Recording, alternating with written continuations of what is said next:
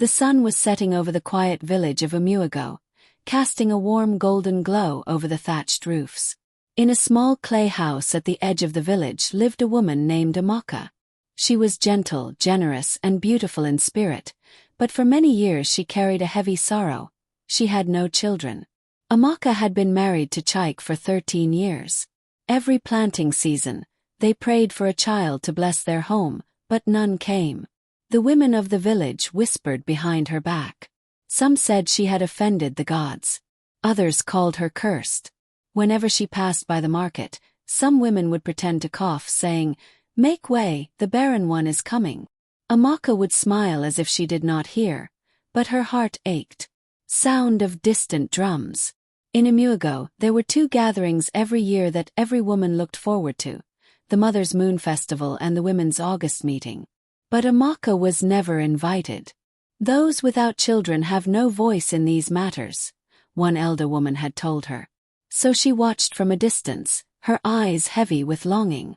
One humid afternoon, Amaka went to fetch water from the stream. On her way back, she saw an old woman sitting under a twisted baobab tree. The woman's eyes were sharp, her wrapper a faded blue.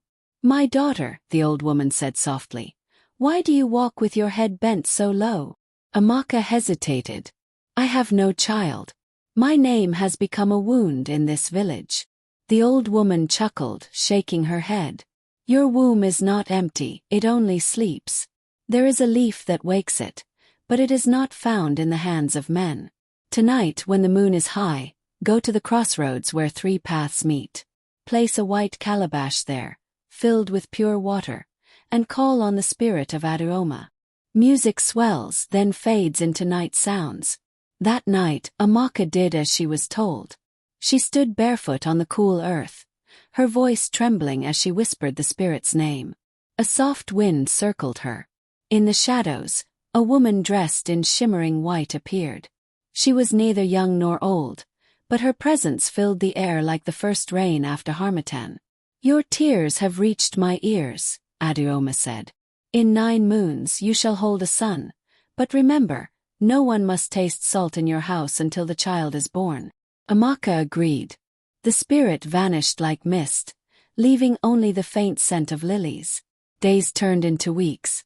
One morning, Amaka woke feeling different, light-headed, her heart racing. When the village healer examined her, he smiled. "You will be a mother," he said. Word spread quickly. Some villagers congratulated her. Others whispered that she had gone to dark powers. Still, Amaka kept her joy close to her chest and followed the spirit's warning. But one afternoon, when Amaka was 7 months pregnant, her husband Chike returned from the farm, thirsty and tired. "My wife," he said, "give me some soup. I have not eaten all day." Amaka hesitated. "Husband, I cannot give you soup. There is salt in it." Chike frowned. "Since when do we refuse food because of salt? This is foolishness." Before she could stop him, he ladled the soup himself and drank. Sound of distant thunder. That night, Amaka dreamed of Aduoma again. "You have broken the covenant." The spirit's voice was low and heavy. "Now, your child will not stay unless you make a sacrifice at dawn." At sunrise, Amaka carried a basket of white kola nuts, palm wine, and a live white goat to the riverbank. She knelt, calling Aduoma's name. The spirit appeared, her eyes full of both sorrow and mercy. "Give me your voice, Amaka," Aduoma said. "Let the village call you silent, but let your child live." Amaka's hands trembled, but she nodded. "Take my voice. Let him live." Aduoma touched her forehead. Warmth spread through Amaka's body, and then her voice was gone. 9 moons later, under a sky lit with stars, Amaka gave birth to a healthy baby boy. The villagers were astonished. Some pitied her for her silence. But every time her son laughed, Amaka's eyes glistened with joy. She had given up her words, but she had gained the song of a child's laughter, louder and sweeter than anything she could have spoken. Music fades out slowly. Narrator's voice. And so, in the village of Umuago, they no longer called her Barren.